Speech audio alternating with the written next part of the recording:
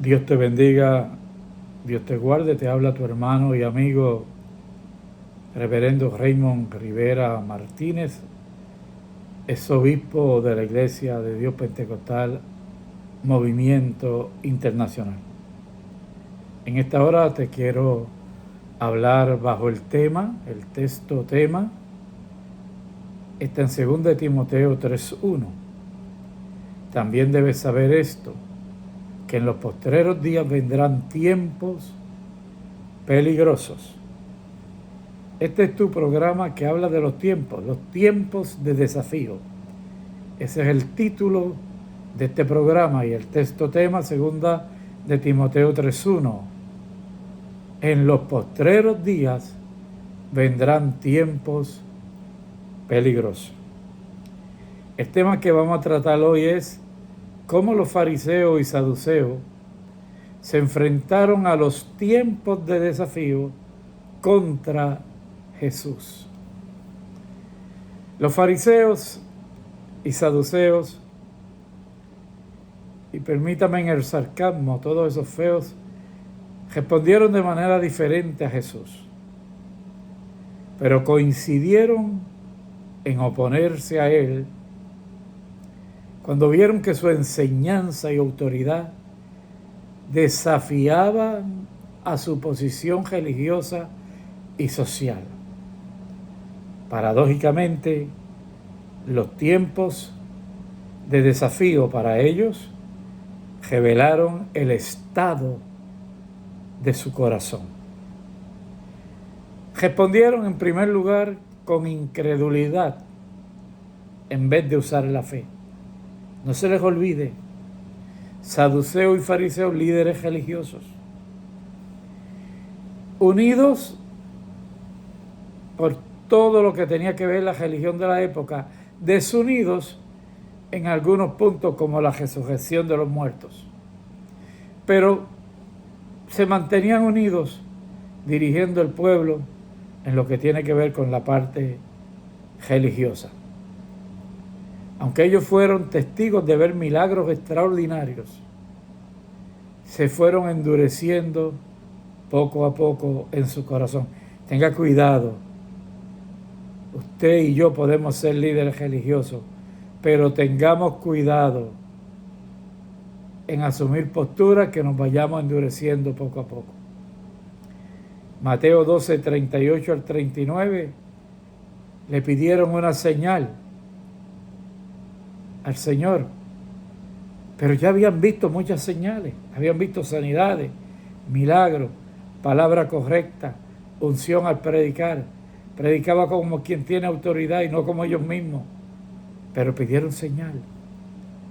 Ese era su desafío. En Juan 12:37, pero a pesar de que había hecho tantas señales delante de ellos, no creían en él. El asunto de pedir señal no era para creer, era para molestar. Esto nos enseña lo siguiente: el problema no era la falta de evidencia, sino la resistencia a creer. Intentaron de muchas formas, muchas maneras de desacreditar a Jesús. En vez de ponerse en una actitud honesta, una actitud de, bueno, vamos a parar estas cosas, vamos a juzgar a este hombre honestamente. ¿Qué bien está haciendo? ¿Qué mal está haciendo? Pero no. Decidieron que había que desacreditarlo y sacarlo del panorama. Lo acusaron de expulsar demonios por el poder de Belcebú. Mateo 12:24. Lo llamaron blasfemo. Marcos 2:7. Dijeron que engañaba al pueblo. Juan 7:12. Expulsar demonios, blasfemo y engañaba al pueblo.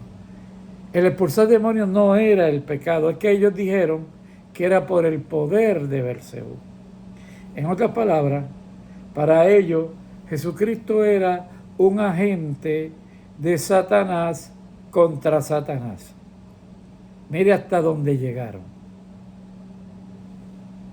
Cuando usted está en contra de una persona, usted va a buscar la manera y la forma de desacreditarlo, de dañarle su testimonio, de hacer reuniones, de buscar personas afines a usted, para que todos griten, crucifícale, crucifícale. Eso no ha terminado. Lo comenzaron los fariseos con Jesús. Hoy día es parte de mucha gente en el pueblo de Dios. Lo pusieron a prueba constantemente a Jesús. Ellos eran expertos en la ley. Como les dije, los saduceos rechazaban la doctrina de la resurrección. Ambos trataron, fariseo y saduceo, de atrapar a Jesús con preguntas capciosas, difíciles, según ellos, difíciles. Pero el Señor se las bateó todas. Alabado sea Dios. Número 1, el tributo al César. Usted sabe, cuando Jesús le dijo, pues dad al César lo que es de César y a Dios lo que es de Dios. ¿Y qué podían contestar a eso? En sus tiempos de desafío, los fariseos, ¿qué podían contestar? Acusaron a Jesús por atender a la mujer que tuvo muchos maridos. Lo acusaron, lo acosaron y acusaron. Y trataron de mancillarlo con el más grande de todos los mandamientos. Y Jesús se lo dijo bien claro. Ama a Dios sobre todas las cosas. Y el segundo, ama a tu prójimo como a ti mismo. Y se acabó, hermano. Se acabó. Pero ellos eran como el que le dan, lo vencen, pero se queda roñoso. Y dice, yo tengo que inventarme otra. Yo tengo que dañar a esta persona. Cada desafío terminó mostrando que la sabiduría de Jesucristo era muy por encima de todos ellos. Ellos se dedicaron a defender sus tradiciones antes que la palabra de Dios. Mire, hermano, ellos estaban allí en sus posiciones por la palabra de Dios. ¿Qué hicieron? Comenzaron unos que otros, año tras año, a crear tradiciones, a crear costumbres, a crear una cultura de la palabra. Y llegó el momento en que todo eso era más importante que la Torá.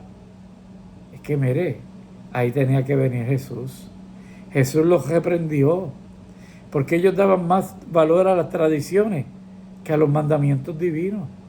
Y los mandamientos divinos eran los que lo hacían a ellos estar allí. Bendito sea Dios. La tradición nunca debe sustituir la obediencia a Dios. Nunca. Nosotros tenemos reglamentos, tenemos libros para dirigirnos, tenemos himnarios, tenemos doctrina, etcétera, etcétera. Nada puede sustituir el nosotros obedecer a Dios y obedecer la palabra. Se llenaron de celo porque la influencia de Jesús en el pueblo era apoteósica. Jesús no fue a eso. Pero es que el pueblo entonces comparaba. Decía, estos son nuestros líderes religiosos. Los tenemos con nosotros toda la vida. Mas sin embargo, este hombre llegó antier. Y mira cómo habla. Y mira cómo sana enfermos. Mira cómo liberta cautivos de Satanás. Entonces, Jesús no hizo nada para molestarlos. Jesús estaba cumpliendo la palabra y cumpliendo su misión. Por eso es que las multitudes lo seguían. Entonces ellos miraban eso como que amenazaba el prestigio saduceísta y farisaico. Entonces se sentían atacados, los escribas se sentían atacados, los directores religiosos del pueblo se sentían atacados. Y nunca Jesús quiso atacarlos. Ellos mismos provocaban palabra poderosa que los descubría. En Marcos 15:10 dice que ellos querían entregarlo por envidia, que así fue, tenían envidia. Y déjeme decirle, la envidia es un sentimiento muy poderoso que en manos de un líder lleno de envidia puede destruir a muchas personas. Dios tenga misericordia. Después nos quejamos de que nos vino esto, de que nos vino aquello. Hay cosas que llegan porque nosotros mismos las buscamos. Bendito sea Dios. Los desafíos revelaron que buscaban preservar su poder más que servir a Dios y servirle al pueblo. Se unieron contra un enemigo común. Ambos enemigos se unieron. ¿Se acuerdan de Herodes y Pilato? Ambos enemigos se unieron. Esas son las famosas reuniones secretas que se hacen para destruir una vida. Aunque fariseos y saduceos tenían profundas diferencias doctrinales, se aliaron para eliminar a Jesús. Mateo 16:1, Juan 11, 47 al 53. Los intereses personales pueden unir incluso a toda persona que esté completamente dividida. Si no, mire los políticos. Los políticos pueden diferir, pero si hay algo que a ambos los beneficia, se unen y buscan el beneficio. Dios tenga misericordia. Rechazaron continuamente el llamado al arrepentimiento. Continuamente rechazaron el llamado al arrepentimiento. Hay gente que no mira, que no ve, que el juicio de Dios está sobre su casa, sobre su cabeza, sobre todo lo que él hace, sobre todo lo que hará. No lo miran porque no hay arrepentimiento. Con simple arrepentirte, Dios te va a ayudar, porque Dios es amor y es misericordia. Jesús denuncia la hipocresía. En Mateo 23 se ve pronunciando los conocidos ay de vosotros, los ayes de Jesús. Son un mensaje poderoso en contra de esta gente. Jesús los llamó, ay de vosotros hipócritas, ay de vosotros guías ciegos, ay de vosotros sepulcros blanqueados, generación de víboras. Mire, hermano, llega el momento en que Jesús tiene que descubrirlos ante el pueblo, pero descubrirles su falacia espiritual. Llegará el momento que Dios te descubrirá. Tú no vas a huir todo el tiempo. Va a llegar el momento que Dios te va a descubrir. Los fariseos vivían en un tiempo de desafío contra Jesús, pero violento. Jesús los va descubriendo poco a poco. El mayor desafío para ellos no era Jesús, sino reconocer su propia necesidad de arrepentimiento. Los tiempos de desafío revelan que nuestro corazón se puede dañar, se puede enfermar, que podemos tratar las cosas viviendo al estilo de los fariseos. Pero el Señor nos dice que no vivamos por un minuto de esa manera. Tenemos un tiempo, hermano, tenemos un tiempo precioso, tenemos un tiempo hermoso, tenemos un tiempo ahora mismo donde nosotros estamos viviendo en la voluntad perfecta de Dios, esa voluntad para nosotros servir al Señor en una forma como al Señor le gusta que nosotros le sirvamos. Dios no nos quiere como religiosos persiguiendo a otros porque no nos agradan, porque no los queremos. Dios no nos quiere en esa postura. Dios quiere que cambiemos esa postura, que mejor oremos, que mejor busquemos a Dios y no nos metamos en la camisa de 11 varas de los fariseos. El Señor, sus discípulos le preguntan mucho y le preguntan acerca de los tiempos finales que también se iba a vivir. Y el Señor les contesta en Mateo 24:22, si aquellos días no fueran acortados, nadie sería salvo, mas por causa de los escogidos, aquellos días serán acortados. El Señor le está hablando al pueblo lo que los fariseos debieron hablarle al pueblo. Unos fariseos estaban acomodados en el imperio romano y saduceos por igual, escribas por igual.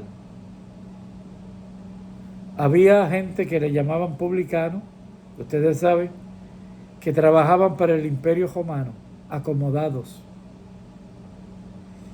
Bajo el imperio romano, que era una colonia, Israel de Roma, como muchos países en la época del primer siglo, porque Roma era el imperio que gobernaba todo ese oriente. Pues miren, muchos se acomodaban al imperio por beneficios políticos, por beneficios económicos, por beneficios familiares. Entonces, los fariseos, al ver a Jesús hablando estas palabras, y si aquellos días no fueren acortados, nadie sería salvo, se molestan, hermano, se molestan. Hoy hay días gente como los fariseos que no pueden creer que Jesucristo viene. Los hay en el pueblo evangélico, en el pueblo pentecostal. Gente que nunca predican acerca de la segunda venida de Jesucristo. Porque en sus tiempos de desafío, eso no va a suceder.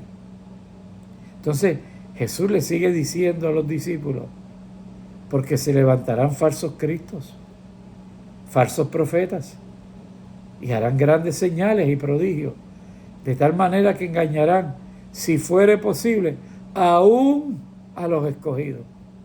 Bendito sea Dios. Si usted se siente como un escogido del Señor, lea esta palabra y memorícela. Me pueden engañar los falsos profetas, los falsos cristos, la multitud de falsos apóstoles, porque ahora hay una hemorragia apostólica, falsos apóstoles, falsos cristos, falsedad por todas partes, usando la palabra, tergiversándola, usando los títulos como si fueran el título de doctor en medicina, como si fuera el título de ingeniero en informática, usando títulos religiosos de una manera altanera y soberbia, no para servir en el reino, sino para ser servidos. Los fariseos de ayer se mudaron al siglo XXI. Los fariseos de ayer todavía caminan, respiran y hablan en este siglo XXI. El Señor nos dice, no lo creáis, no creas a lo que ellos hablan, no creas a lo que ellos dicen, porque ellos están ensimismados en hacerse ver ellos como el artista de cine, crear su propia fama, crear su propio nombre. Esto está tremendo, hermano. Dios nos ayude, porque estamos en tiempos de desafío, tiempos peligrosos, pero el cielo y la tierra pasarán, pero mi palabra no pasará, dijo Jesús. Eso molestaba. ¿Usted sabe por qué molestaban? Porque Jesús decía, pero mis palabras no pasarán. Y para ellos eso era que Él se estaba endiosando. Jesús era Dios con nosotros. Jesús no estaba haciendo un show. Jesús no estaba haciendo un acto, ¿verdad? De hipocresía, tomando el lugar que no le pertenecía. Las palabras de Jesús eran palabras de Dios. Las palabras de Dios eran palabras de Jesús. Yo y el Padre uno somos, dijo Jesús. Bendito sea su nombre. Pues mire, eso molestaba a los fariseos. Y hoy día hay gente que se molesta. Hay gente que han muerto diciendo no hay bautismo en el Espíritu Santo. Eso de hablar en lengua, eso son tonterías, fanatismo. No hay ninguna segunda venida de Cristo. No hay rapto de la iglesia. No hay. Pues señores, váyase del Evangelio. Porque en la palabra de Dios sí hay. Todo eso escrito. Váyase. ¿Qué hace usted aquí? Está amargado. Está lleno de amargura. Lleno de ira interna. Si usted no puede estar en el Evangelio, váyase. Porque definitivamente usted no está actuando como uno de los escogidos. Los escogidos creemos en la palabra tal y como está escrita. Punto.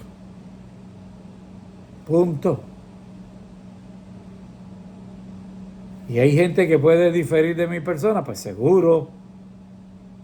Pero yo tengo todo el derecho de creer como los primeros apóstoles le creyeron a Jesús. Como los primeros 500 discípulos le creyeron a Jesús. Como los primeros 3,000 y luego 5,000 que se entregaron al Señor en aquellos eventos poderosos evangelísticos predicando Pedro. Como ellos creyeron, yo tengo el derecho de creer. Y yo voy a seguir creyendo.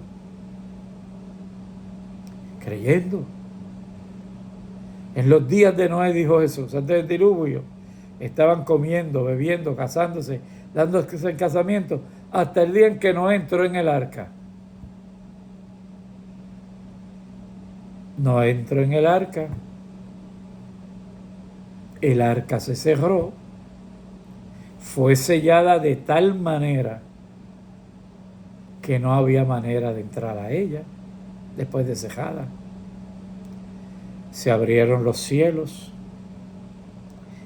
Comenzó a caer lluvia. Las fuentes de abajo se llenaron. Comenzó a emanar agua. Se juntó todo. Hace poquito estaba leyendo un artículo. Decía que muchas civilizaciones antiguas tienen escrito sobre el diluvio. ¿Usted sabe lo que ha habido gente que ha dicho del diluvio? Que es un mito, que es una leyenda, que es una enseñanza para explicar esto, aquello y lo otro. Y te disfrazan eso tan elegante y tan bonito que el que no está bien preparado en estos tiempos de desafío, pues se lo cree. Pues yo sigo creyendo que hubo un diluvio universal y se acabó. Punto. ¿Usted no cree? Yo creo. En mis tiempos de desafío, yo creo y sigo creyendo. Por tanto, vosotros estáis preparados, porque el Hijo del Hombre vendrá a la hora que no pensáis. Se molestaban los fariseos cuando Jesucristo decía que Él era el Hijo del Hombre, porque eso es un título profético. Es un título divino. Yo no puedo decir, yo soy el Hijo del Hombre, Raymond Rivera. Yo sería un blasfemo. Yo no puedo decir eso, pero Jesús lo podía decir. Pues ellos se molestaban. En sus tiempos de desafío, esa gente no podían entender quién era Jesús. No lo podían entender.